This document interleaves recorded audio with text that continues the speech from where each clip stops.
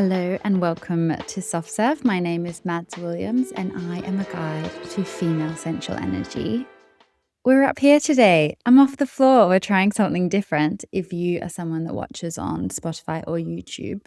I wanted to answer a fairly complicated question today. So let's see where it takes us. I shared on my Instagram this download that came to me while I was driving. And it was in response to someone in the field who works with men talking about how women place a lot of pressure on men to meet their emotional needs or safety. And it got me really focused on the fact that anytime we bring our stuff, right? Our triggers, our stories, our belief system that needs an upgrade. Anytime we project that onto someone else or ask them to carry the weight of it, we're doing ourselves a total disservice, but also it's really unrealistic and really hard work for the people across from us. When I was workshopping this notion that no, we need to bring in that responsibility. We need to take accountability. When we're feeling unsafe, what's that about? Where's that come from? How can we tend to it and speak with it and love it? That's not to take away from the fact that it's very important that we're safe in relationships. It's very important that we choose people that allow us to surrender. But when we've done the work first, we understand when someone is falling short of that and therefore it's not the right match, as opposed to bringing in all this instability that gets passed back and forth. So hopefully that's clear. Safety is still important, but I'm not asking them to fill in the gaps of where I haven't been able to reach safety in my own body. That's what I mean by that statement.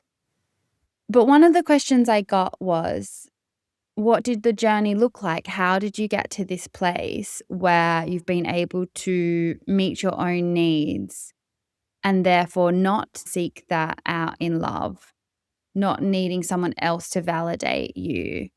Because often what's happening is we're all running around as these like little kid versions of ourselves that usually from a primary caretaker didn't feel like we were seen or celebrated for our full essence. And therefore there are parts of us that have felt unlovable, or the whole fucking part of us, the whole shebang. We feel unlovable as a being, as a soul, as a person. So it was a really fucking big question. And I thought, well, I can't quite distill that into a sentence. My whole journey over the last few years has been this. I'm kind of full time in processing. I think it's my job, one, for my own existence, but two, to give back to my clients. So I will say that there's a lot of introspection that happens. But the main answer that was really coming through to me was that I spend a lot of time alone. And so I mean that both in the sense that I carve out space away from social activities. I carve out space where I'm in my own essence, where I can clear out interference from the world, from other people's perspectives and opinions, from the way other people are doing it. I'm literally swimming in my own energy really regularly. But more than that, I have had multiple stints of not dating, of not being intimate with someone. It's almost baffling to me that in the 4.5 years I've been single, that I've been able to have multiple chunks, like year-long stints of not being with anyone. And when I was first single and the first time that happened, I'd obviously had access to sex for a decade in my relationship.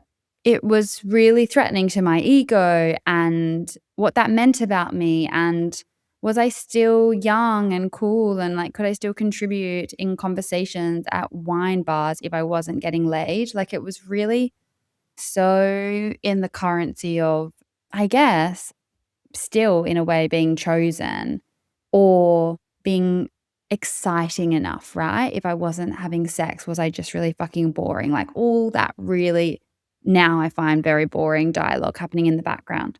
But what it's meant is, and like I'd like to also say, I'm a deep feeler. I go in. So often the year-long gaps are really great to clear out my last encounter. But there's something that happens where I let myself process the feelings pretty quickly, actually. I'm quite quick at processing. And then what I do is let that person be a character in my play, in my movie, in my narrative. What did they bring up for me? How did they make me feel? How did the ending trigger me? What was it I was sad to lose about them? What was it I was happy to be gifted by their presence? What did they reveal about me? What has it shown that I want for my future, that I don't want for my future? Where have I been settling? I literally let them be my healing, my training, my up leveling for as long as it takes before energetically I signal to the world I'm open again and the next lover presents themselves. I really like to live cyclically and in chapters like that. And whether or not I like to live like that, or it's just my design, it's just the way that it plays out when I'm literally listening to the truth of my soul versus trying to chase experiences for the sake of experiences. So, this is one of those things I see in the modern world of dating, possibly particularly with men, but that feels like perhaps an unfair assessment. But what was interesting about that video from that man was how much he was referring to, the little boys in men, and how a lot of men haven't initiated into the full wisdom and weight of the masculine, of the man. And I think in that, ability to have intimacy in a much more testosterone-based way than the oxytocin-based way of the feminine, that men can have those experiences and have closeness with women and have the beautiful benefit of being in the feminine presence without having to do the inner work, which is why there is a slight disconnect in the way I see this amazing rise of fantastic, independent, gorgeous women. And I don't say that to be anti-men because, as I always say, it's my intention and hope that it was always very clear that I think men are wonderful. But they also, in my experience, thus far have fallen short of what my needs are for an equal. And so I've just been contemplating, I wonder if this space alone, this time, this investigation is the missing thread. And you also have to want it, right? Perhaps the people I've been attracted to haven't wanted it. They haven't wanted to be stepping towards a higher version of self. They haven't wanted to meet someone yet. It's only been really in the last few months where the desire for partnership has actually shifted, where I actually in my cells feel like I could receive it now. For a long time, I wanted it, but I was not energetically open to it. And so I don't want to criticize people's experience when they're playing on that level either, because that's just where they're at. But in relation to that question of how do you get here, well, that's where change gets to be made. That's where the putting down of the cheap dopamine hits, or even the flinging of our sadness and our pain into relationships gets to be paused so you can tend to yourself. And someone asked me that as well. How do you start with inner child work? How does that, what does that even look like? And it was a great question, because sometimes when you're so deep in the language and so deep in the process, you forget that you might be speaking a jargon. So I had to go back to basics and think, how would I describe the work I've been up to in terms of reparenting myself? And the best words I could put to it were, anytime we have a big reaction, whether that be emotional sadness or emotional fury or emotional rage or spitefulness or anything, actually, joy even. But usually it's the discomfort, right, that we can look to, that we want to be doing the work around. Joy can have so many answers there as well. especially when you can't quite access your essence full time and you're trying to reconnect with your truest self. The times you have that euphoric joy can be a real clue to who you are and who your little kid was. So I definitely wouldn't underestimate spending time with joy. But in this notion of how do we reparent the parts of us that are really unconsciously active in our adult life, that's where I would say, when are we having really big reaction and what's below that? When was the first time we felt that? What is it making us feel about ourselves? Have you ever heard someone judge that reaction? What were the words? Who was it that said it? You can kind of go down a question rabbit hole until you get usually a memory that's so intact of an earlier time. That's how you start working with your inner child. So for me, I was speaking on how there was a really conscious decision to adult, to take ownership of my soul. And it came about with a conversation with my parents. And there was a need I expressed. And the response I got back was a really flippant joke that really minimized the need. And that's okay. Actually, it was a really fucking massive blessing in hindsight. But when I heard it, the mama bear in me riled up, and my reaction internally was, not on my watch. Not on my watch am I going to let adults speak about me and my inner child this way. No, no, no. I'm in control now. I'm the parent. I'm the adult. And that honestly has changed everything. And so I don't take that wound or pain point to them as regularly. Sometimes I can still slip because it's really ingrained. Even though it's uncomfortable, sometimes we like to press on the button of pain. It's more familiar. But usually I'm really disciplined with that is a topic that I no longer share. Or if I do, I don't share with the lens of permission or advice. It's more of an informing. But it has been really pivotal because that belief system was so wired in my body and my subconscious prior to having that comment that it was on in the background and having a really big impact on my relationships. But when I was able to hear it and see it so clearly through this flippant comment, I was able to literally separate it from my being as though it was outside my body. It was so nice to be able to go, oh, that's yours, and like almost gift it back to my parents as though it was an object. That's your story. Here's the book. That's your book. You can have it back. I am reading something else. I am choosing to program something else. I am repeating a different mantra, a different narrative, a different story. And again, I want to say I can still slip, but this is why it's so crucial to me that in my processing, I share with my trusted friends and advisors, because when I get stuck in my brain and slip into old programming and almost pick up my parents' story again, then they can remind me that that's not mine. Actually, you've outgrown that. Actually, let me confirm all the ways you are actually incredibly lovable. Let me remind you all the ways you love you.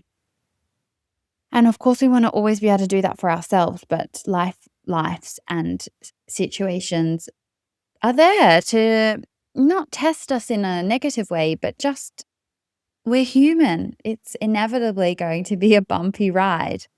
Perhaps this is slightly nuanced in the sense that when the narrative or that old story is really strong and hasn't been given much love, it's not so easy just to ignore it. Or, I would actually never say ignore. It's not as easy to put it down. But I do notice with me, there's a moment where I get to choose. And that's what I really like about, having full accountability for my life. Once I see it and I'm at that place, I don't have to be in the victim of it. I can really consciously walk towards choosing a different story. But before that point, what I would say is there's a real moment to feel it. Like I had to grieve that a version of me believed that my parents thought this particular unlovable thing about me. And that's really disappointing. Your parents are the people who are supposed to love you the most. And the thing about it is they probably do. But it's just part of the human journey that we perceive particular comments or behaviors as hurtful. And I might have talked about this before, but because I love my parents very much, I'm actually really happy to take on that work myself. I would rather process the story so that I can have a really fucking great relationship with them. They might not necessarily operate at the same conscious level as I do, and that's not anything against them. It's just I believe that each generation has access to a different vocabulary, a different awareness, that the pendulum always swings. So even if, it's not right or wrong, they might exist in a completely science-backed dimension. Whereas I'm over here in my esoteric world. Like it's irrelevant who's right or wrong. It's just different to how I live. But because this is how I've chosen to do this lifetime, for me, I would, like I said, rather work on it so that then I'm not having to cut them out. I'm not projecting my wound back on them. So it's not going back and forth where we're just playing this game of being hurt and upset, all the things. So there's this like really beautiful thing that happens where you're up leveling your relationship back with the people that are part of your story. So you just actually create a lot more protection and safety and boundaries in your being that then get to be translated into relationship dynamics. What I found most about the journey is that often what is happening with love when we are attracting people that keep leaving or we keep leaving, usually, and we say we want it, right? We're not just in this, oh, I'm only in it for casual, I only want situationships, I only want this or that.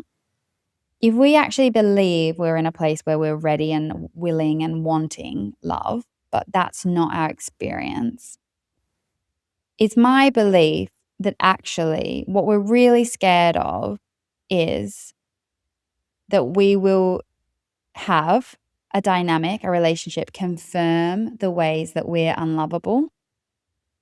So actually, we're so scared that we don't attract anything real in. But then the irony is because we keep attracting in things that aren't the right match, well, inevitably it's ending, we're being rejected, we're rejecting. So we're reinforcing this idea that, well, I guess it's not going to work. So you're kind of caught in this loop, which usually is a fear of intimacy, a fear of being seen, a fear of revealing yourself, a fear of not necessarily loving the other, because usually we're not operating from that consciousness when we're like on that deep level of pain points in our subconscious. It's usually about what it's bringing up in our system and all the ways that little kid is so petrified. So I had that experience this year where I've been consciously working towards trying to be ready for love. And then in meeting someone, really quickly putting my hand up and saying, no, I'm out, like so fucking fast. And my brain making up all these excuses for why. But because I absolutely adore the introspection, I just kept sitting with it. And I was like, what's that? I'm still thinking about him.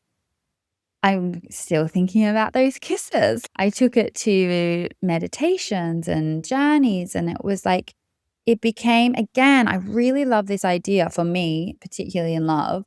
When people present, they are teachers, they're my teachers. And I'm always curious when they arrive and how they arrive and the themes that are there. And so going back to that, I spend time alone. My initial reaction was to shut it down. But in the mulling over, I think it was about 7 to 8 weeks of just being like, what am I doing here? What's my role?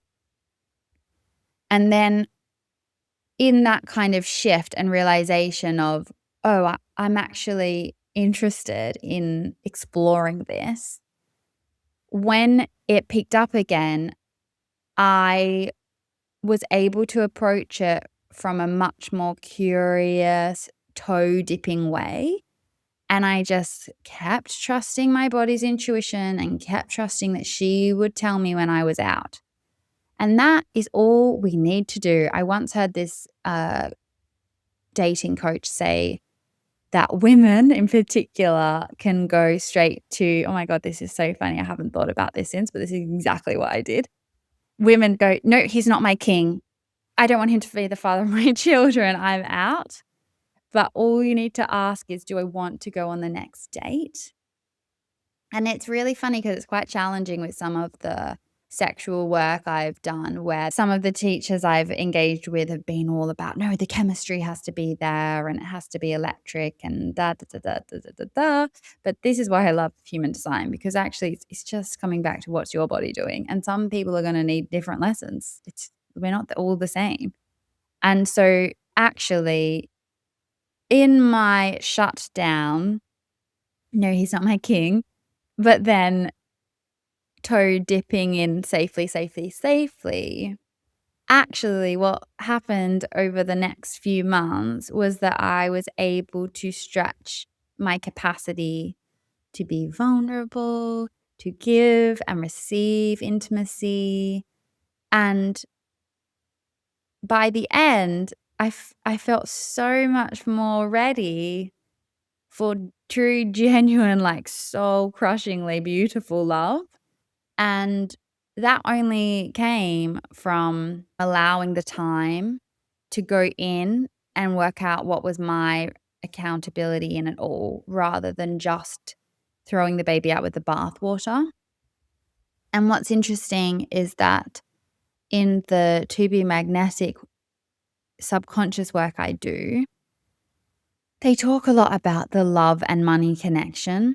And what I realized is that in me stretching in love, in dating someone I wouldn't normally, in not just shutting down and locking in a no, I actually realized I do the same things in my work.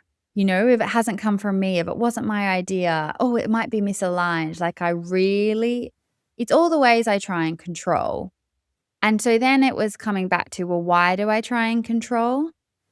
And it's for me, it's actually not even about my inner child. This one's quite recent. It's all about how much better I feel on this side of my life, having moved to the UK 4.5 years ago. And this feels so true because I get so much space to do life my way.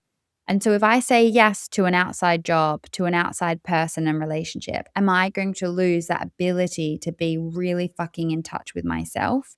Am I going to lose all that alone time? So, anything can become your prison. I'm out here saying I think people need more alone time. And I also have to watch that I'm not pedestaling it more than being in relationship than living my life. And so again, having this support team who know your stuff, I was able to go, whoa, that's so cool. Look how much my life has benefited from trialing a relationship that my brain was trying to duck out of, but my body was really leaning into. Look how much more expanded I am. Look how much more open I am. Look how much further I am on the journey than I was before. Well, maybe we can extend that to work. Maybe we can be a little more trusting or open about opportunities with work. And I've noticed already then the universe has matched me and people have asked me certain things and I've booked meetings and there's momentum. So one has significantly impacted the other. I have just experienced a huge up level in my life by doing something vulnerable and outside my comfort zone of my brain that's trying to keep me super, super, super familiar. And one of my beautiful friends termed it so perfectly. And this is why I love finding out what's your fear? What's your thing driving you that you're really scared of? Because for me, it's misalignment. It's losing my essence. And she said, would you do the thing or have the thing if it was guaranteed to not lose your essence? And I love that because now I can just ask that question. It's like, oh, it's just a shortcut for asking, oh, are you just operating from fear? And if I'm just operating from fear, well, as Rumi says, move the way love makes you move, not the way fear makes you move. It gives me more information, and then I can get out of my head, drop back into my gut, and make choices that way. So if you have a really strong theme, whether that's from childhood or recently, am I just scared that someone will see the full me and not love me? What if I could guarantee that the full me would be accepted? Would I want to try this? Whatever your thing is, you can sub it in and it becomes this really beautiful cheerleader alongside your growth and your momentum. So it's big work, guys. It's really fucking big work. The inner child stuff, the lovability, the intimacy. Even I was saying this morning, there's no way I loved my ex-boyfriend for all that he was. There's no way I didn't have the capacity. I didn't love me for all that I am. But in really learning to love me, well, then I'm going to sure as hell love up on the people in my life, even if they're different to me, even if they're not what I expected. And so we do this work to be able to give and receive more love. And then ultimately, as always, my sexual practice lets me be really in my woman. It's just like the most potent coming together. She's such a truth teller. She gives me my backbone. She lets me connect to myself. She's the reason I can stretch vulnerably in intimacy, because I really trust the power of my word and my ability to communicate myself and my needs. I'm literally my own advocate because I have this really fucking strong relationship with my yoni. And that's pretty fucking cool. Let's leave it there because I'm really hot. And I can't wait for what's coming. This year's just so fucking good. It's so good already. I'm doing in-person soft serve, which is fucking magical. I'm doing online in a few weeks, actually, early September, which is always really potent and really transformational and makes me quite emotional, actually, because its ripples are just very, very unexpected and far reaching. And hopefully I'll be in London doing some workshops later in the year. So it truly is all kicking off because I chose to adult myself, because I said, no fucking way. I'm lovable. I'm letting myself practice love. I'm letting myself be seen. Even if it doesn't work out, I'm okay, because it's actually not personal. It's just not meant to be with this person. It's not this huge spiral like it used to be. And then truly in that, I've seen the ripples in work as well. So I hope that has given something to think on. And I'll be back in your ears when the time is right. Please send through any questions or any topics you want me to jam on. Anyway, sending huge love, and I'll talk to you soon. Bye.